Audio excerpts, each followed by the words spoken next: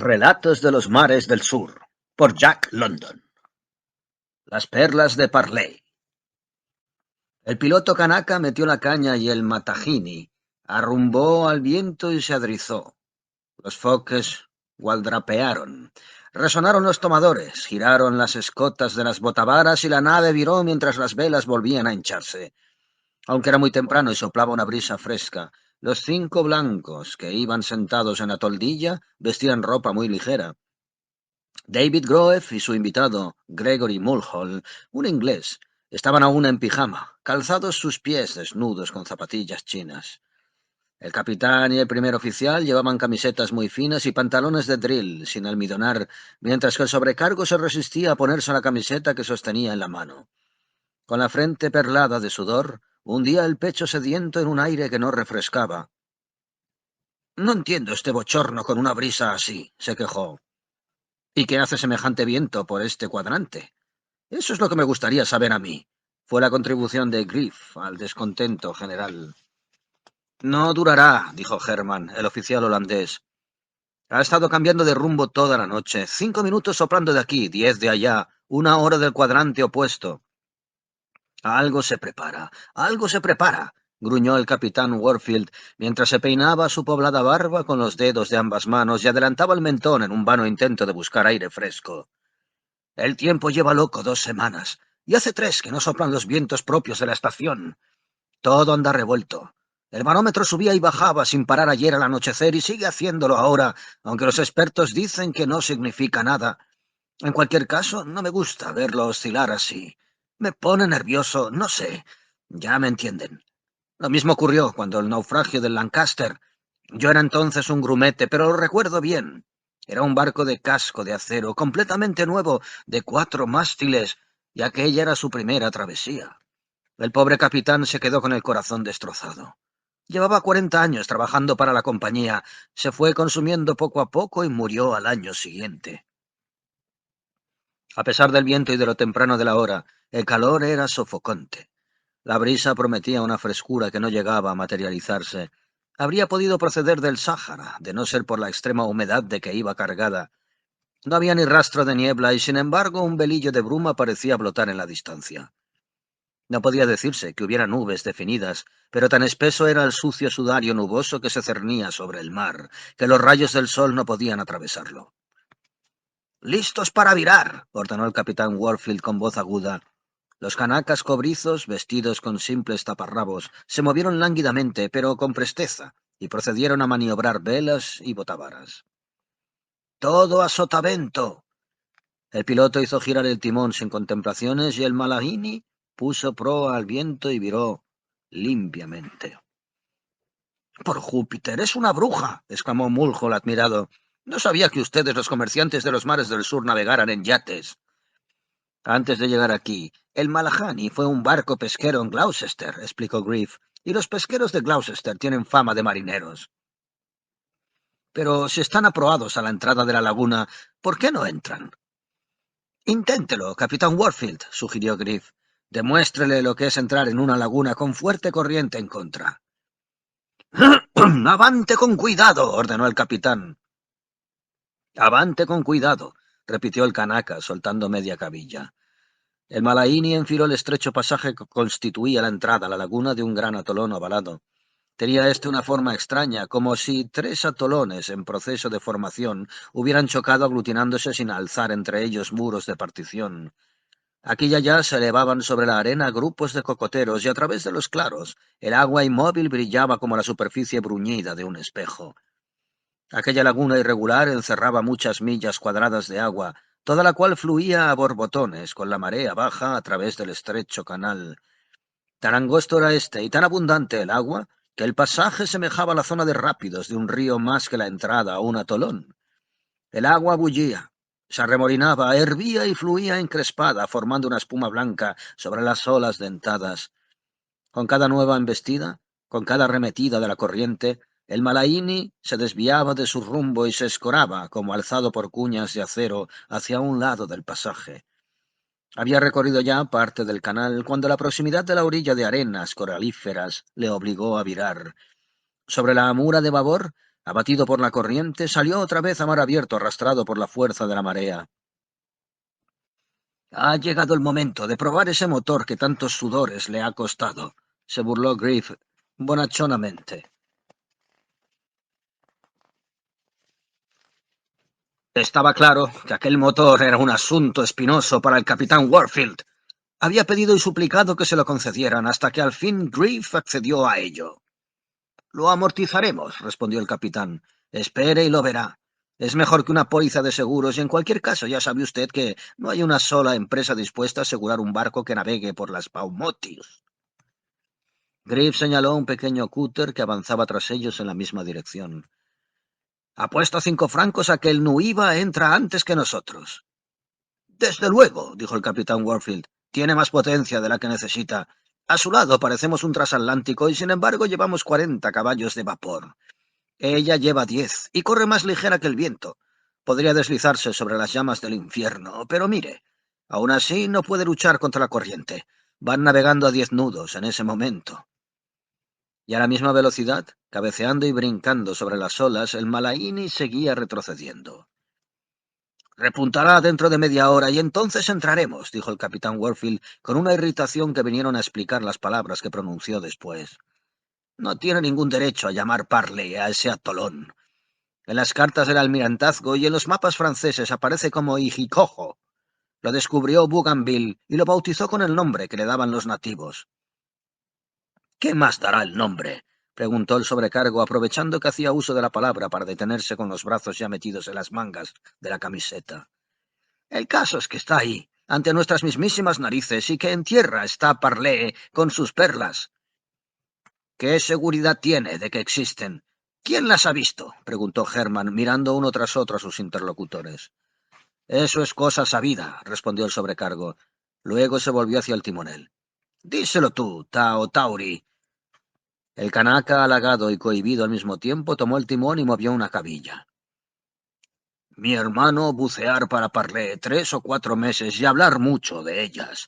Decir que Iquijojo, buen sitio para perlas. Y los compradores no han conseguido jamás que se desprenda de una sola, interrumpió el capitán. Dicen que llevaba un verdadero montón de ellas para Armand cuando zarpó rumbo a Tahití, intervino el sobrecargo, tomando el hilo de la historia. Eso fue hace 15 años, y desde entonces ha seguido acumulándolas, y almacena las conchas también. Eso todo el mundo lo ha visto. Tiene cientos de toneladas. Dicen que ha dejado la laguna totalmente limpia. Quizá por ello haya anunciado la subasta. Si de verdad vende todas las que tiene, este será el año que más perlas haya producido la Paumotus, dijo Griff. Pero bueno, ya está bien, señores, intervino Mulhall de mal talante, tan molesto como sus interlocutores por aquel calor agobiante.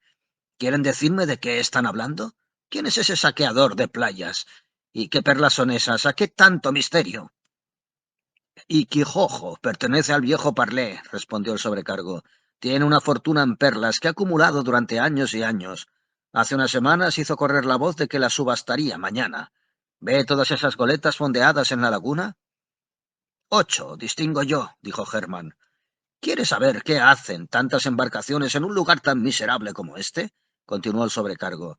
Toda la producción anual de copra de este atolón no bastaría para cargar una sola goleta. Han venido para la subasta. Por eso están aquí. Y por eso va el pequeño Nuiva dando tumbos ahí detrás, aunque no entiendo qué es lo que pueda comprar su dueño y capitán.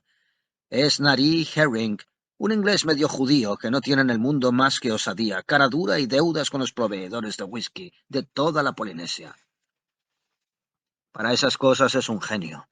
Debe tanto dinero que no hay un solo comerciante en Papiti que no se interese por sus negocios. Hacen todo lo que está en su mano, y más por proporcionarle trabajo. No les queda otro remedio. Vaya suerte que tiene ese Nari. Yo, en cambio, no debo nada a nadie. ¿Y cuál es el resultado? Que si me diera un ataque ahora mismo en esa playa, me dejarían morir sin echarme una mano. Nadie perdería nada con mi muerte. Pero lo que es ese Nari Herring, ¿qué no haría por él si le diera un ataque? En su caso, a lo mejor no les parecería suficiente. Han invertido tanto en él que no podrían dejar morir así como así a ese tipo. Le llevarían a su propia casa y le cuidarían como a un verdadero hermano. Permítanme que les diga que pagar las cuentas a tiempo no es tan bueno como lo pintan. ¿Qué tiene que ver Parlé con ese tal Nari? Preguntó encolerizado el inglés, y volviéndose a Griff continuó. ¿Y qué pasa con esas perlas? ¿Quieren empezar por el principio? Tendrán ustedes que ayudarme, advirtió Griff a sus compañeros antes de comenzar la narración. Parlé es un tipo muy original. Por lo que he oído de él, creo que está un poco loco, pero en cualquier caso le contaré la historia. Parlé es francés por los cuatro costados. Una vez me dijo que había nacido en París, y lo cierto es que tiene el acento de un verdadero parisien. Llegó aquí en los buenos tiempos, y se dedicó al comercio. Así comenzó en Jiquijojo, comerciando cuando eso era lo rentable. Vivían entonces en la isla 100 nativos miserables. Se casó con la reina al estilo polinesio, y cuando ella murió lo heredó todo. Hubo una epidemia de sarampión y no quedaron más que una docena de supervivientes. Él les alimentó, les obligó a trabajar y se erigió en rey. Su esposa, antes de morir, le había dado una hija. La llamó Armande. Cuando la niña tenía 3 años la mandó a un convento de Papiti, y cuando cumplió 7 u 8 la envió a Francia. Ya se imaginará usted cómo la crió. Ni el mejor ni el más aristocrático de los colegios de Francia le parecía lo bastante bueno para su única hija, la hija de un rey, y al mismo tiempo del hombre más rico de las Paumotus. Por otra parte, ya sabe que a los franceses les importa muy poco el color de la piel. La educó como a una princesa, y por tal se llegó a tener ella. Creía ser completamente blanca y nunca sospechó que se alzara en torno a ella una barrera siniestra. Entonces ocurrió la tragedia. El viejo fue siempre un excéntrico. Tanto tiempo había representado en Iquijojo el papel del déspota que llegó a convencerse de que el rey y la princesa eran invulnerables. Cuando Armand cumplió los 18 años la mandó llamar. Tenía, como popularmente se dice, más dinero que pesaba. Construyó una gran casa en Iquijojo y un enorme bungalow en Papiti. Armand debía llegar en el vapor correo desde Nueva Zelanda, y él zarpó en su goleta para recibirla en Tahití. Es posible que hubiera evitado lo que ocurrió después, a pesar de todas las viejas cotorras de Papiti, de no haber sido por un huracán. ¿No fue aquel año cuando Manu fue arrasado por el viento y murieron ahogados 1100 hombres? Todos asintieron, y el capitán Warfield dijo: «Yo navegaba en el Magpie en aquella ocasión. Toda la tripulación, incluido el cocinero, fuimos a parar a tierra con barco y todo. 1/4 de milla nos arrastró el huracán entre los cocoteros de la embocadura de la bahía de Taiwán, y eso que tiene fama de ser un puerto a prueba de borrascas». Al viejo Parlé, continuó Griff, le sorprendió ese mismo huracán y llegó a Papiti, cargado con sus perlas, con 3 semanas de retraso. Tuvo que reparar la goleta y construir una rampa de media milla para poder hacerla al mar. Mientras tanto, Armand la esperaba en Papiti. Nadie fue a verla. A la manera francesa hizo las habituales visitas protocolarias al gobernador y al médico del puerto. Ambos la recibieron, pero las arpías de sus mujeres dijeron no estar en casa cuando fue a verlas y no le devolvieron la visita. No era de su casta, o mejor dicho, no era de casta, aunque ella ni lo sospechara. En el crucero francés iba un joven teniente que perdió por Armand el corazón, pero no la cabeza. Puede imaginarse la sorpresa que todo aquello representó para una joven refinada, hermosa, educada como una aristócrata y acostumbrada a todo lo mejor que puede comprarse con dinero en la vieja Francia. Y puede imaginarse también cómo terminó el asunto. Se encogió de hombros. En el bungalow había un criado japonés que presenció todo, y afirma que en aquella ocasión Armand se comportó como un verdadero samurái. Sin precipitación, sin apremio, sin el ansia salvaje del que desea la aniquilación total, cogió un estilete, posó la punta cuidadosamente sobre su pecho y con ambas manos lo empujó, lenta pero segura, hasta que penetró en el corazón. Poco después llegó el viejo Parlé con sus perlas. Dicen que una de ellas valía por sí sola 60.000 francos. Peter G. la vio y, según me dijo, le ofreció esa cantidad. El viejo perdió la cabeza. Le tuvieron 2 días en el club colonial metido en una camisa de fuerza. El tío de su mujer, un viejo de las Paumotus, cortó la camisa de una cuchillada y le sacó de su encierro, corroboró el sobrecargo. A partir de aquel momento, el viejo Parlé comenzó a hacer estragos, continuó Griff. Le incrustó 3 balas en el cuerpo al pícaro del teniente. ¿Qué pasó 3 semanas en la enfermería? Pasó allí. Sí, 3 semanas. Intervino el capitán Warfield. Arrojó un vaso de vino a la cara del gobernador, se batió en duelo con el médico del puerto, dio sendas palizas a sus criados nativos, arrasó el hospital, rompió 2 costillas y la clavícula al enfermero y escapó. Bajó a su goleta con una pistola en cada mano, desafiando al jefe de policía y a los gendarmes a que lo detuvieran, y zarpó para Iquicojo. Dicen que desde entonces no ha vuelto a salir del atolón. El sobrecargo asintió. De eso hace ya 15 años, y desde entonces no ha dado señales de vida.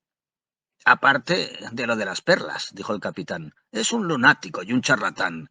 A mí me pone la carne de gallina. Dicen que es un verdadero vikingo. ¿Cómo un vikingo? Preguntó Mulhall. Tiene poder sobre los elementos. Al menos eso creen los nativos. Pregúntele a Tayo Tauri. Oye, Tayo Tauri, ¿qué crees tú que hace Parlé con el tiempo? Parlé demonio, fue la respuesta del Kanaka. Yo saber, él querer viento y levantarse viento, él no querer viento y no haber viento.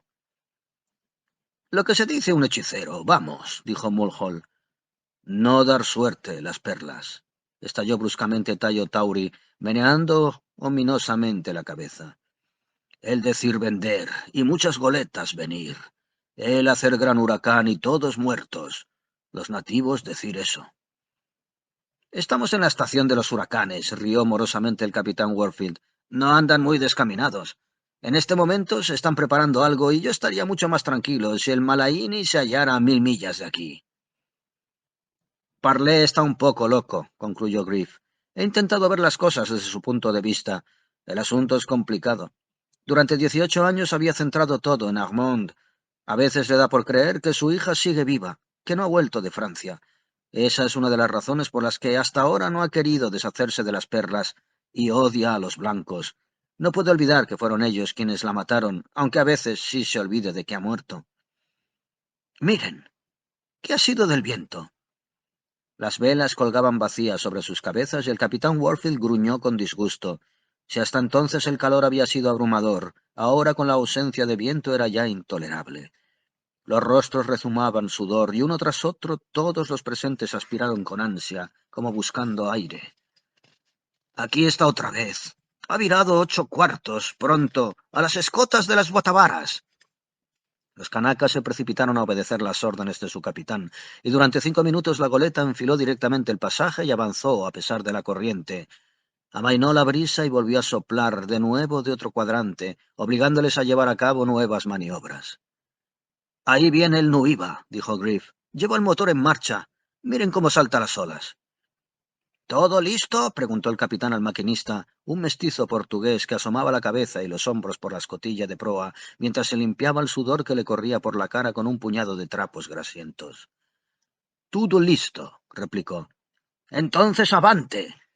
El maquinista desapareció en el interior de su cubil y momentos después el tubo de salida de gases tosía y carraspeaba, pero la goleta no pudo mantenerse a la cabeza. El pequeño cúter adelantaba 3 pies por cada 2 que avanzaba el Malaini, y poco a poco le iba ganando delantera. En la cubierta del cúter todos eran nativos, a excepción del hombre que empuñaba el timón y que agitó la mano en el aire con un gesto burlón de saludo y despedida. Ese es Nari Herring, dijo Griff a Mulhall, el hombre que lleva el timón. Es el mayor caradura y el bribón más atrevido de todo el archipiélago del Spaumotus. 5 minutos después, un grito de alegría prorrumpió al unísono por todos los canacas del Malaini. Centró la atención de los circunstantes en el Nuiva. El motor del cúter se había averiado y la goleta le adelantaba. Los marineros del Malaini saltaron a la jarcia lanzando exclamaciones de burla. El pequeño cúter viraba impulsado por el viento y retrocedía cediendo la corriente. «Vaya motor el nuestro», dijo Griff cuando la laguna se abrió ante su vista y la goleta hubo virado para dirigirse al fondeadero.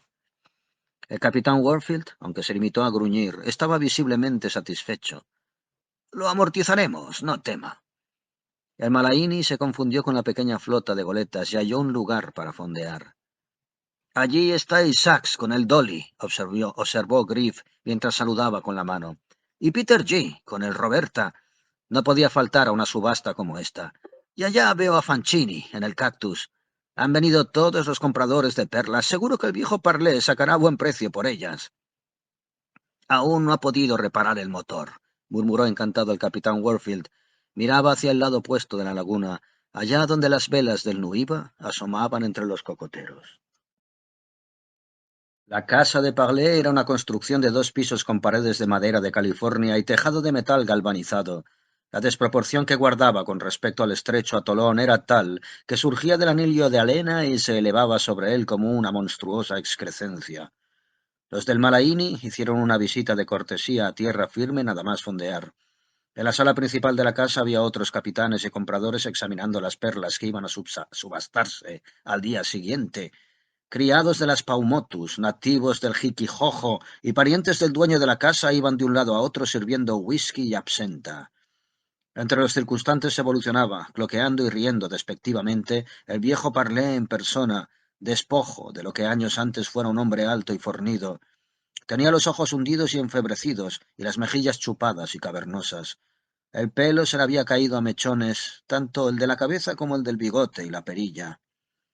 Por Júpiter, murmuró Mulhall en voz baja, es un Napoleón II, zanquilargo, pero quemado, cocido y agrietado por el sol. Y para colmo sarnoso. No me extraña que lleve la cabeza inclinada hacia un lado. Tiene que guardar el equilibrio. Se aproxima un huracán, fue el saludo que dirigió a Griff el viejo. Deben gustarle mucho las perlas para venir en un día así. Por ellas valdría la pena ir hasta el infierno, le contestó Griff de buen talante, recorriendo con la mirada la superficie de la mesa en que se exponían las perlas. Son muchos los que han hecho el viaje por ellas, cloqueó el viejo Parlé. Miren esta. Señaló una perla gruesa, perfecta, del tamaño de una nuez, que estaba colocada aparte sobre un trozo de gamuza. En Tahití me ofrecieron 60.000 francos por ella, y mañana me ofrecerán tanto o más en la subasta si antes no se los lleva a todos el viento. Esa perla la encontró mi primo, mejor dicho, el primo de mi mujer. Era nativo, ¿saben? Y era también un ladrón. La escondió, aunque me pertenecía. Su primo, que era también primo mío, porque aquí todos somos parientes, le mató por ella y huyó en su cúter a Nau. Yo le seguí, pero cuando llegué a la isla, el jefe ya le había matado a él para robársela. Sí, son muchos los muertos representados en esta mesa. Beba algo, capitán. Su cara me resulta familiar. ¿Es usted nuevo en las islas? Es el capitán Robinson, del Roberta, dijo Griff a modo de presentación. Mientras tanto, Mulhall había estrechado la mano de Peter G. Nunca creí que pudiera haber tantas perlas en el mundo, dijo Mulhall. Tampoco yo he visto nunca tantas juntas, admitió G. ¿Cuánto pueden valer? Preguntó el inglés. 50 o 60.000 libras. Y eso para nosotros, los compradores. En París. Y se encogió de hombros. Mulhall se limpió el sudor que le caía entre los ojos.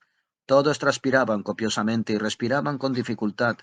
No había hielo, y el whisky y el absenta se servían del tiempo. Sí, sí, bloqueaba Parlé. Hay muchos cadáveres tendidos sobre esta mesa. Conozco bien estas perlas, todas ellas. ¿Ven esas 3? Son igualitas, ¿verdad? Las pescó para mí un buceador de la isla de Pascua, las 3 en una sola semana. A la siguiente, un tiburón le arrancó un brazo y la gangrena terminó con él. ¿Y ven esa perla barroca? No vale mucho. Si mañana me ofrecen 20 francos por ella, me daré con un canto en los dientes. Fue hallada a 22 brazos de profundidad por un pescador de Rarotonga. Batió todas las marcas de buceo. 22 brazas bajó. Yo lo vi. No sé si le estallaron los pulmones o si fue una aeroembolia, pero el caso es que murió a las 2 horas. Expiró gritando. Le oyeron en millas a la redonda.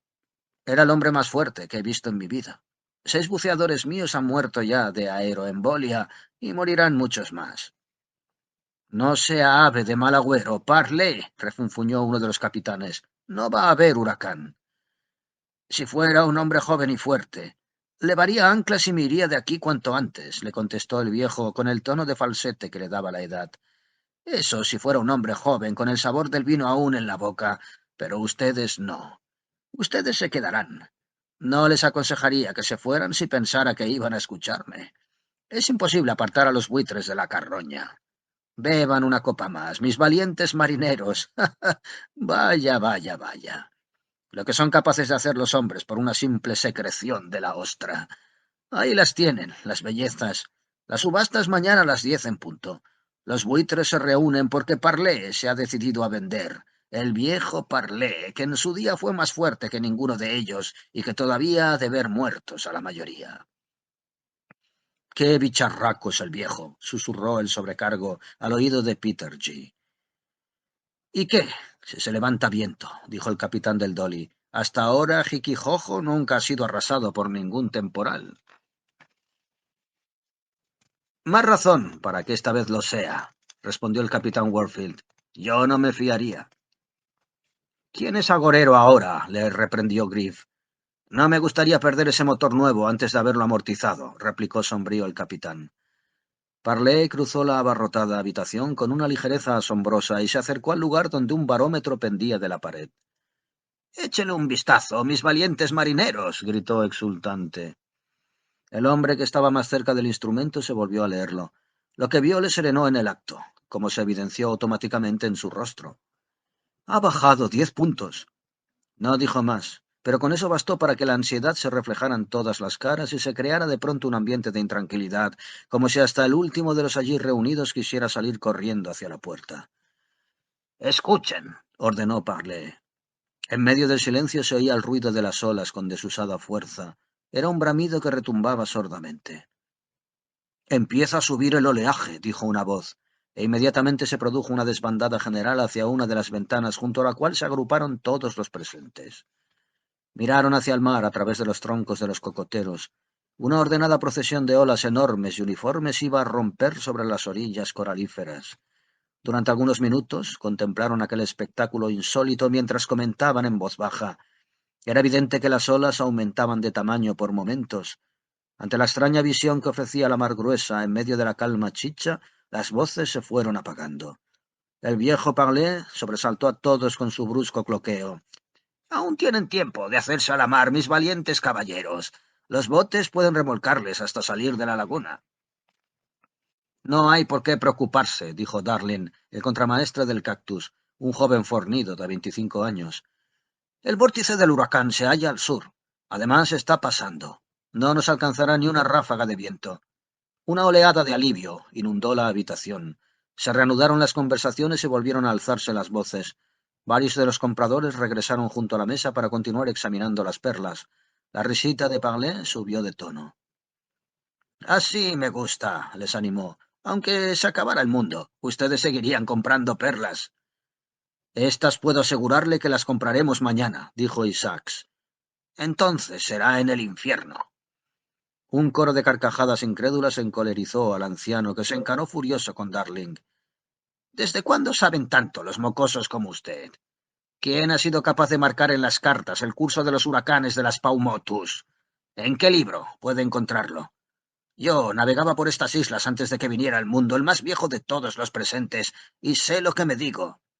Hacia el este, los huracanes trazan un círculo tan amplio que se diría que van en línea recta.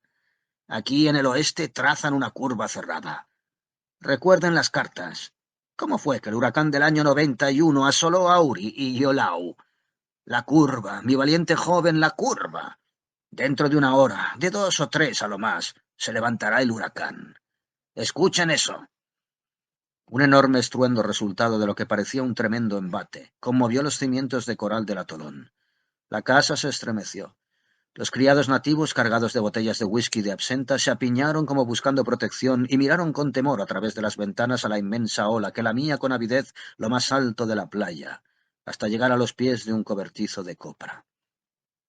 Parlé consultó el barómetro, soltó una risita sardónica y miró a sus invitados. El capitán Warfield, como cruzó la habitación para acercarse a leer lo que marcaba el aparato. 29,75, anunció. «Ha bajado 5 más. Este demonio de viejo tiene razón, el huracán se acerca. No sé qué harán ustedes, pero yo me voy a bordo». «Está oscureciendo», dijo Isaacs medio gimoteando. «Por Júpiter, parece el escenario de un teatro», dijo Mulhall a Griff mientras consultaba su reloj. «Son las 10 de la mañana y parece que está anocheciendo. Las luces se apagan para la tragedia. ¿Dónde está la música lenta?» En respuesta a sus palabras, otro sonoro embate estremeció el atolón y la casa. Presas de pánico, los circunstantes corrieron hacia la puerta. A la luz mortecina de aquella mañana sus rostros aparecían lívidos. Isaacs aquejado de asma, jadeaba en medio del calor sofocante. —¿A qué tanta prisa? —rió Parlé, mofándose de sus invitados, que huían hacia los barcos. —¡Una última copa, mis valientes caballeros! Nadie le escuchó. Mientras corrían en dirección a la playa por el sendero bordeado de conchas, asomó la cabeza por la puerta y gritó: —No se olviden, señores. Mañana a las 10 en punto el viejo Parlé venderá sus perlas. En la playa tuvo lugar una curiosa escena. Los hombres arrastraban precipitadamente hasta la orilla sus respectivos botes, subían a ellos y empuñaban los remos. La oscuridad era cada vez mayor. La calma continuaba y la arena temblaba con cada embate del mar en la costa exterior del atolón. Nari Herring avanzaba tranquilamente por la playa riendo al ver el evidente apresuramiento de capitanes y compradores. Le acompañaban sus canacas y también Tai o Tauri. —Sube al bote y empuña un remo —ordenó el capitán Warfield a este último. Tayo Tauri se acercó con desenvoltura, mientras Nari Herring se detenía a 40 pies de distancia a contemplar la escena rodeado de sus marineros. —No trabajar más para usted, patrón —dijo Tayo Tauri a gritos y en tono insolente, pero con el rostro desmintió sus palabras porque mientras hablaba fue un autor de un guiño prodigioso.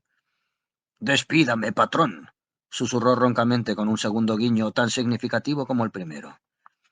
El capitán Warfield entendió que se trataba de una comedia y empezó a actuar también. Levantó el puño y la voz. —¡Súbete a ese bote, cerdo! —bramó—, o te haré ver las estrellas. El canaca se hizo atrás con un gesto truculento y Griff se interpuso entre los dos con intención de aplacar al capitán.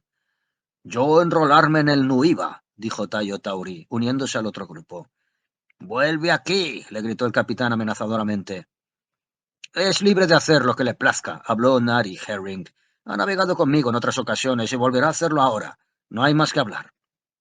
—Vamos —apremió Griff—, tenemos que subir a bordo. Mire lo oscuro que se está poniendo.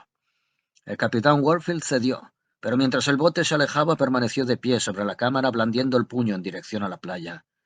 —Ya te ajustaré las cuentas, Nari —gritó—. Eres el único capitán del grupo que roba a los tripulantes de otro barco. Luego se sentó y bajando la voz preguntó: —¿Qué se traerá entre manos Tayo Tauri? Sé que se propone algo, pero ¿qué puede ser?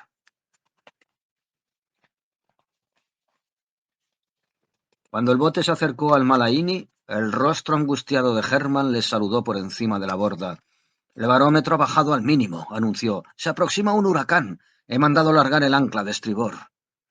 —Larga las grandes también —ordenó el capitán Warfield, haciéndose cargo del mando inmediatamente. —A ver, unos cuantos, izad el bote. Cargadlo en cubierta y amarradlo bien con la quilla hacia arriba. Las tripulaciones se afanaban a bordo de las goletas. Se oía el rechinar de las cadenas y una por una todas las naves viraron y largaron la segunda ancla. Los que, como el Malaini, tenían 3, se preparaban para echar la tercera en cuanto el viento diera a entender de qué cuadrante iba a soplar. El estruendo del oleaje continuaba creciendo, aunque la superficie de la laguna seguía tranquila como un espejo. No había signos de vida en torno al lugar donde el caserón de Parlé se alzaba sobre la arena. Los cobertizos que servían para guardar los barcos y almacenar la copra y las conchas estaban desiertos. —Por menos de nada levaría anclas y nos iríamos de aquí —dijo Griff—. Lo haría de todos modos si saliéramos a mar abierto, pero esas cadenas de atolones que hay al norte y al oeste nos tienen encerrados. Creo que saldremos mejor parados si nos quedamos aquí. ¿Qué opina usted, capitán Warfield? —Estoy de acuerdo, aunque no crea usted que una laguna es el mejor sitio para capear un huracán. Me pregunto por dónde llegará. Mire, ahí va uno de los cobertizos de copra de Parlé. Una de las cabañas de techumbre de paja se derrumbaba en aquellos momentos ante el embate del agua, mientras que un hervidero de espuma lamía la cresta del anillo de arena para ir a morir a la laguna. —Ha saltado al otro lado —exclamó Mulhall—. No está mal para empezar. Ahí viene otra. La segunda ola alzó los restos de la cabaña y los abandonó después sobre la arena. Una tercera los deshizo en fragmentos y los arrastró pendiente abajo hasta la laguna. —Al menos si llega ese huracán refrescará un poco —gruñó Herman—. Ya no puedo respirar. Hace un calor infernal. Estoy más seco que un corcho. Abrió un coco de un tajo y se bebió el contenido. Los otros siguieron su ejemplo, deteniéndose un instante a contemplar cómo se derrumbaba otro de los cobertizos del viejo Parlé. El barómetro registraba ahora 29,95. —Debemos estar muy cerca del centro de la baja presión —observó Griff de buen talante—. Nunca en mi vida he estado en el vórtice de un huracán. Será toda una experiencia también para usted, Mulhall. Y por la velocidad a que ha descendido el barómetro, este va a ser de los buenos. El capitán Warfield gruñó, y todas las miradas se centraron en él. Con ayuda de los gemelos recorría con la vista la superficie de la laguna hasta el extremo sureste. Ahí llega, dijo pausadamente. No necesitaron gemelos para ver. Era como si una telilla de extrañas características se acercara flotando sobre la superficie del lago. Por delante de ella, a la misma velocidad y a todo lo largo del atolón, las copas de los cocoteros se iban doblando entre una nube de hojas que revoloteaban sin cesar. El frente del huracán, al tocar la superficie del agua, formaba una línea ininterrumpida claramente definida, de color gris oscuro y muy castigada por el viento. Precediéndola y a modo de avanzadillas, llegaban ráfagas huracanadas. A esa primera línea seguía otra aproximadamente de un cuarto de milla de anchura y que parecía de una calma cristalina. Cerraba la marcha una tercera línea sombría, tras de la cual la laguna era toda blancura, un hervidero albo, bullente. —¿Qué es esa zona de calma? —preguntó Mulhall. —Eso, calma —respondió Warfield—. Pero avanza tan deprisa como el viento —fue la objeción de su interlocutor. —Así tiene que ser. De otro modo el viento la alcanzaría y desaparecería. Es un huracán de dos cabezas. Una vez vi uno así en las costas de Sabay. Fue terrible. Nos alcanzó, luego amainó totalmente y al poco volvió a echársenos encima. Atentos todos y agárrense lo que puedan. Ahí llega. Miren el Roberta. El Roberta, que era el más cercano a la línea del huracán y estaba fondeando con las cadenas flojas, fue barrido de costado como una paja. Las cadenas lo retuvieron con un fuerte tirón, aprobándolo al viento. Goleta tras goleta, y el Malaíni con ellas, volaban ahora con el primer embate del temporal contenidos por las tensas cadenas. Mulhall y varios canacas cayeron al suelo ante la fuerza de la sacudida. De pronto cesó el viento. Se hallaban en la zona de calma. Griff encendió una cerilla y la llama, sin protección alguna, ardió en el aire inmóvil. Reinaba una luz muy tenue, crepuscular. El cielo nublado, que llevaba horas descendiendo, parecía haber bajado hasta posarse en el mar. El Roberta volvió a tirar de las cadenas del ancla, cuando le alcanzó la segunda cabeza del huracán, y lo mismo hicieron el resto de las goletas en rápida sucesión. El mar, blanco de ira, hervía en olas diminutas que escupían espuma. La cubierta del Malaíni vibraba bajo los pies de la tripulación. Las drizas tamborileaban contra los mástiles y todo el aparejo, como batido por una mano potentísima, socollaba con un tam-tam salvaje.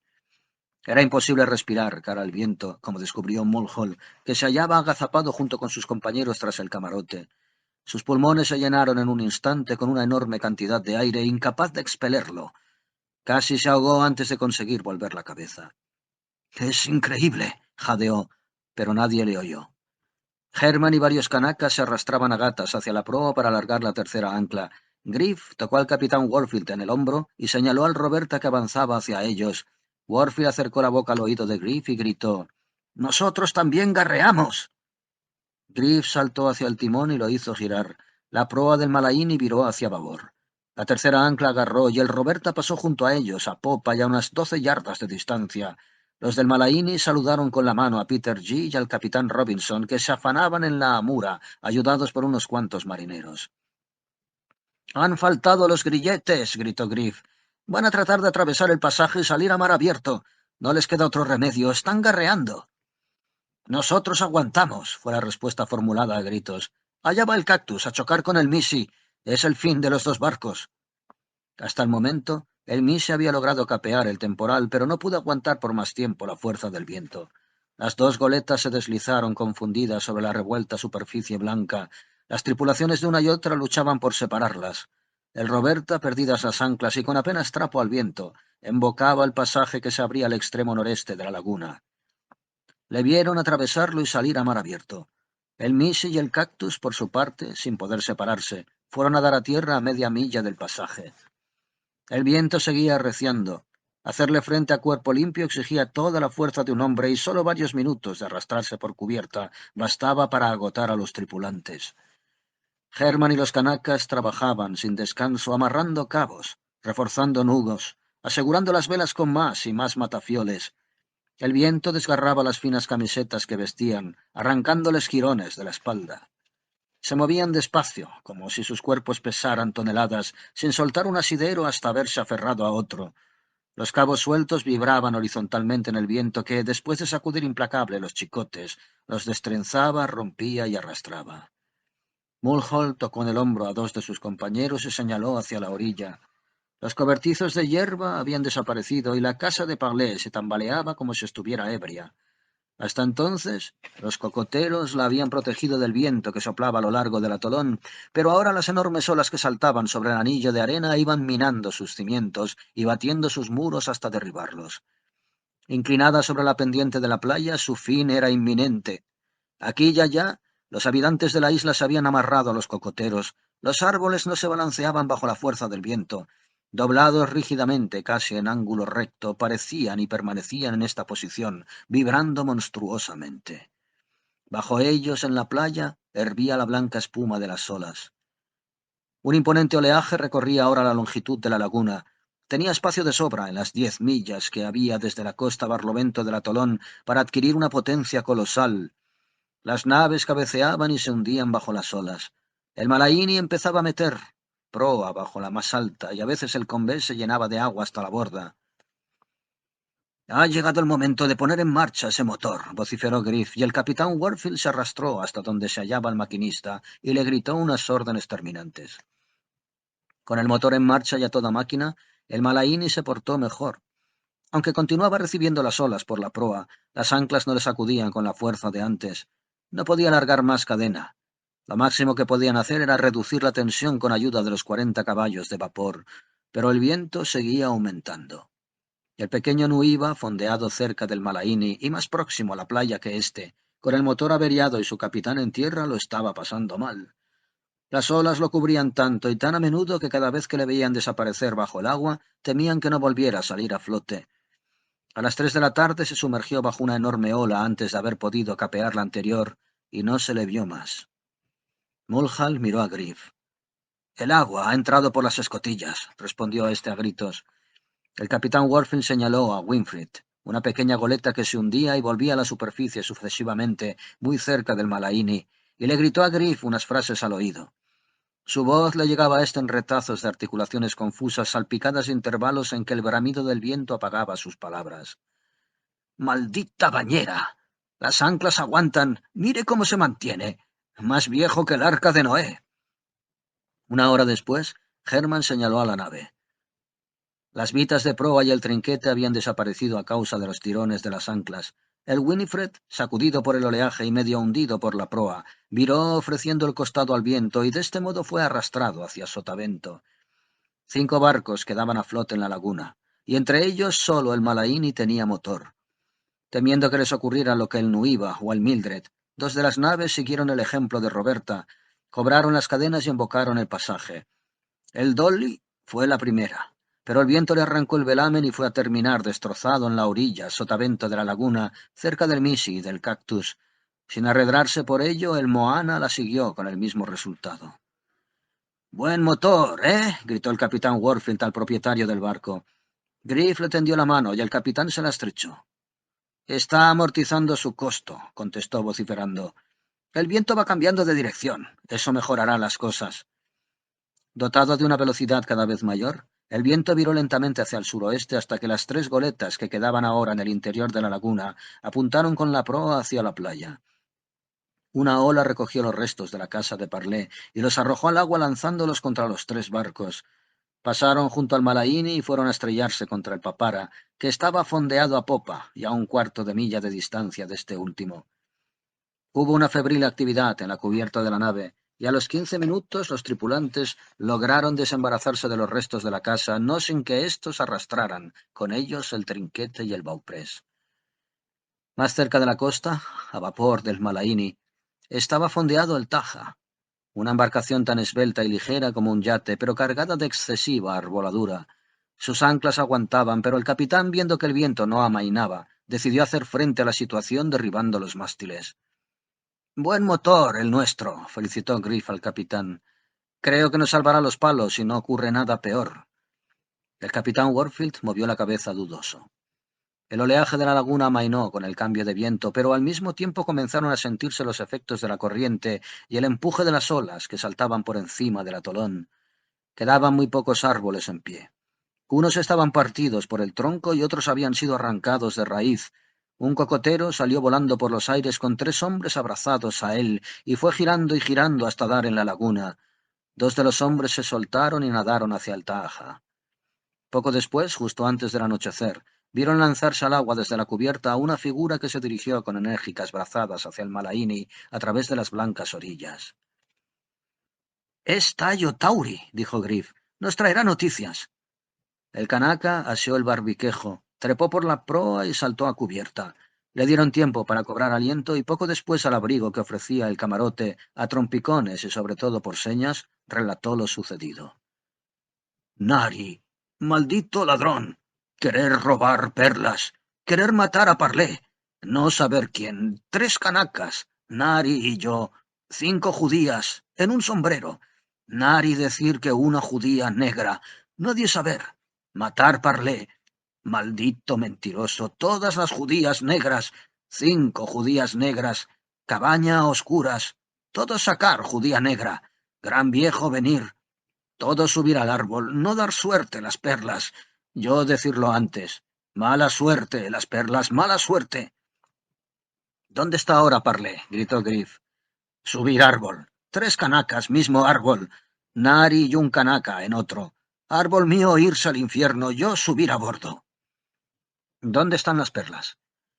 En árbol, con Parlé. Nari quizá cogerlas. Griff gritó al oído de todos, uno tras otro, lo que acababa de decirle Tayo Tauri.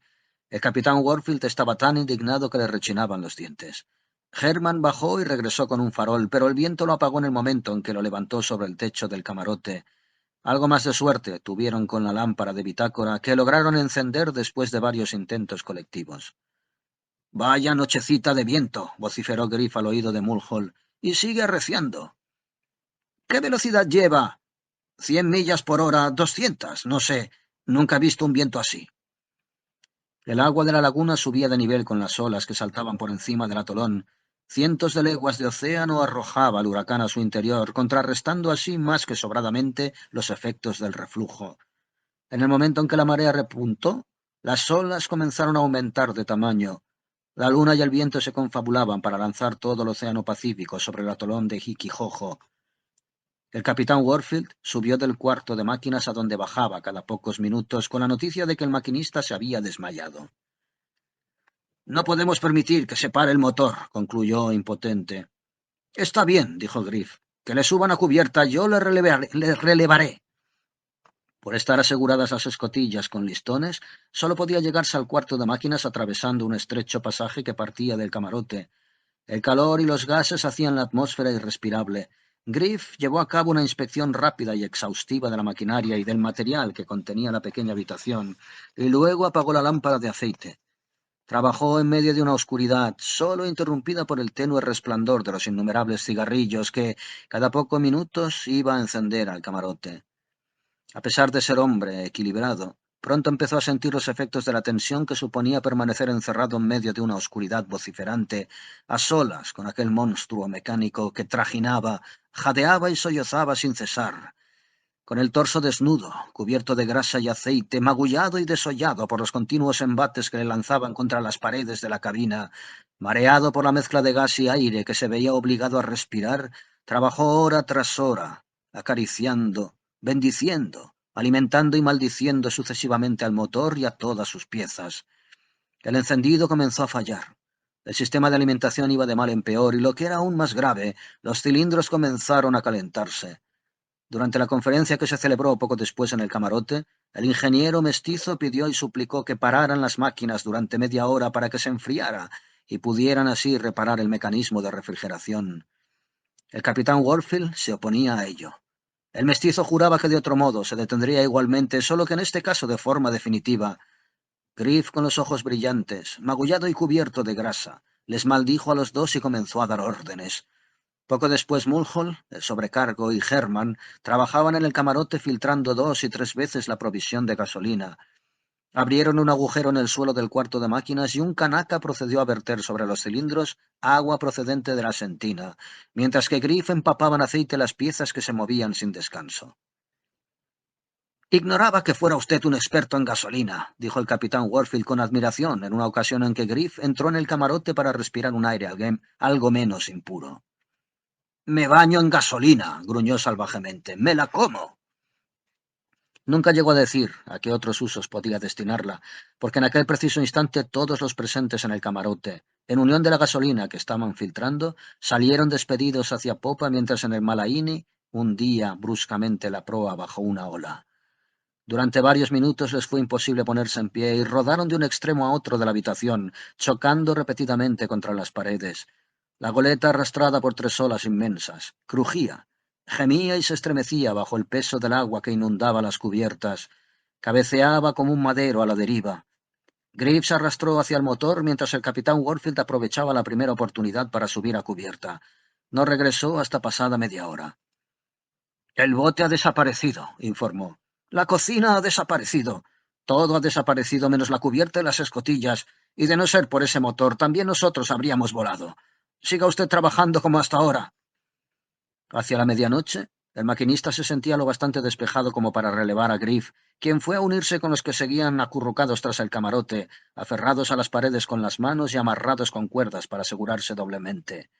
Formaban un nutrido grupo, por ser aquel el único refugio que les quedaba ahora a los canacas.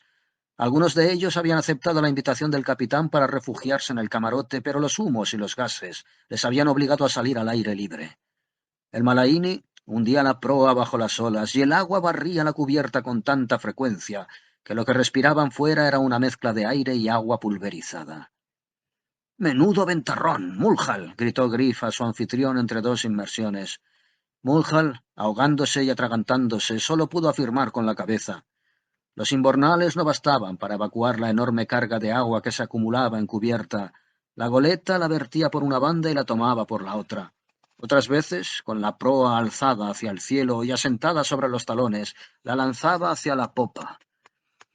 El agua corría como una tromba por los pasillos laterales. Caía sobre el tejado del camarote anegando y magullando a los que permanecían agazapados tras él y salía lanzada por la barandilla de popa. Mulhall fue quien lo vio primero y avisó inmediatamente a Griff. Era Nari Herring. Aguantaba el temporal acurrucado allá, donde el farol de bitácora le iluminaba con su luz mortecina. Iba completamente desnudo. No llevaba encima más que un ancho cinturón y un cuchillo sin funda encajado entre el cuero y la piel. El capitán Warfield se desató y se abrió paso entre los cuerpos amontonados de sus compañeros. A la luz del farol su rostro apareció animado por una inmensa cólera. Le vieron gritar, pero el viento se llevaba sus palabras. No acercaba los labios al oído de Nari Herring, sino que señalaba al lado opuesto. Nari Herring le entendió. En sus labios se dibujó una sonrisa burlona que puso al descubierto unos dientes muy blancos y se levantó. Era la suya una espléndida figura de hombre. «Es un crimen», gritó Mulhall al oído de Griff.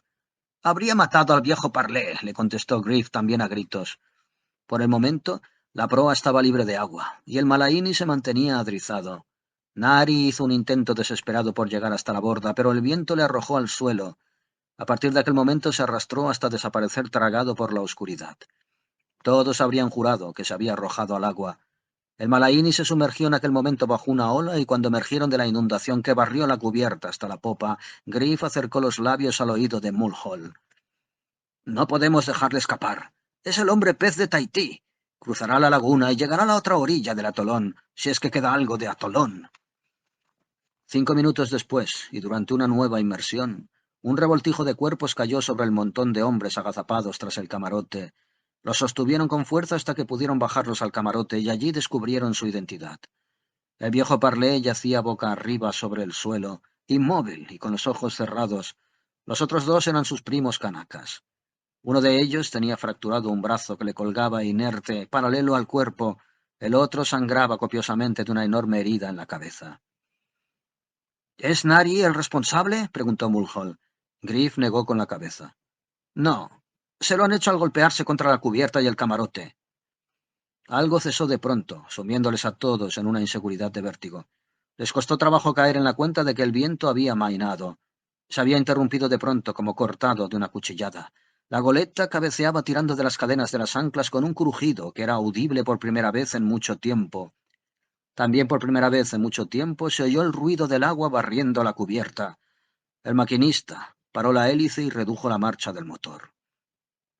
«Estamos en el centro mismo del huracán», dijo Griff.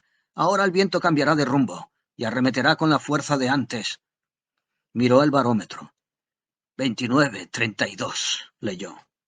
No pudo bajar de pronto la voz que durante tantas horas había sobrepuesto al viento, y tan alto habló en medio del nuevo silencio que lastimó los oídos de todos los presentes. «Tiene las costillas rotas», dijo el sobrecargo mientras palpaba el costado de Parlé. «Aún respira, pero no se salvará». El viejo Parlé gruñó, movió impotente un brazo y abrió los ojos. Su mirada se iluminó al reconocerlos. «Mis valientes caballeros», susurró, «no se olviden. La subasta, a las 10 en punto, en el infierno». Cerró los ojos, y por un momento pareció que iba a dejar caer sin fuerzas la mandíbula, pero supo sobreponerse a los estremecimientos de la disolución final, el tiempo suficiente para emitir una última carcajada burlona y despectiva.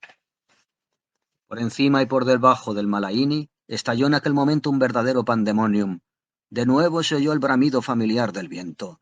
La goleta, sorprendida de costado, casi quedó aplastada al describir un arco impulsada por la sacudida que representó el tirón de las cadenas de las anclas.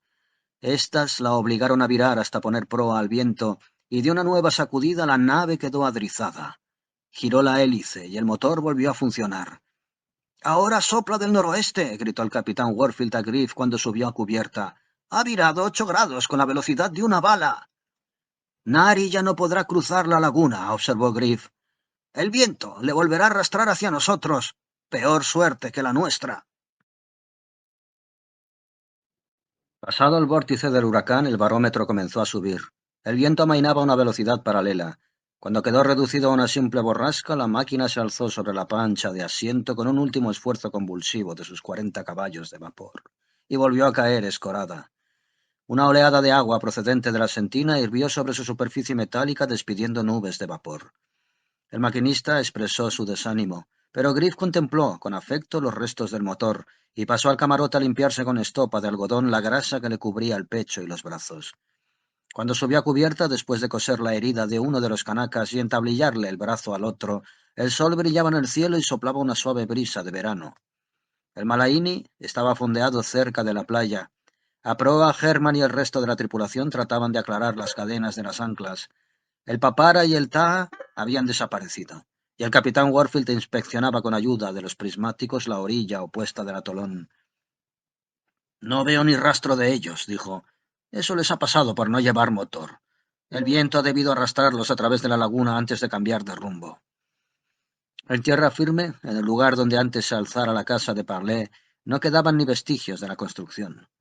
A lo largo de las 300 yardas de arena arrasadas por las olas, ni un solo árbol permanecía en pie, ni siquiera un muñón. Más allá se elevaba algún que otro cocotero y un gran número de troncos yacían sobre la arena arrancados de raíz. En la copa de una de las pocas palmeras que habían sobrevivido al huracán, Taijo Tauri vio moverse algo. Los botes del Malaíni habían desaparecido. Le vieron nadar hasta la orilla y trepar a lo alto del árbol. Al poco rato, regresó con una de las criadas de Parlé, una muchacha nativa a quien ayudaron a encaramarse a bordo. Antes de subir a cubierta, la muchacha les entregó una cesta en la que iba una camada de gatitos ciegos muertos, todos, a excepción de uno de ellos, que maullaba débilmente y se tambaleaba sobre sus torpes patas. «Dijo Mulhall, «¿quién es ese?» A lo largo de la playa caminaba un hombre. Andaba despreocupadamente, como si hubiera salido a dar un simple paseo matinal. El capitán Warfield rechinó los dientes. Era Nari Herring. «Hola, capitán», gritó cuando llegó a la altura del Malaíni. «¿Puedo subir a desayunar?» El rostro y el cuello del capitán Warfield comenzaron a hincharse y a teñirse de púrpura. Trató de hablar, pero la indignación se lo impedía. «Por menos de nada. Por menos de nada», fue todo lo que pudo articular.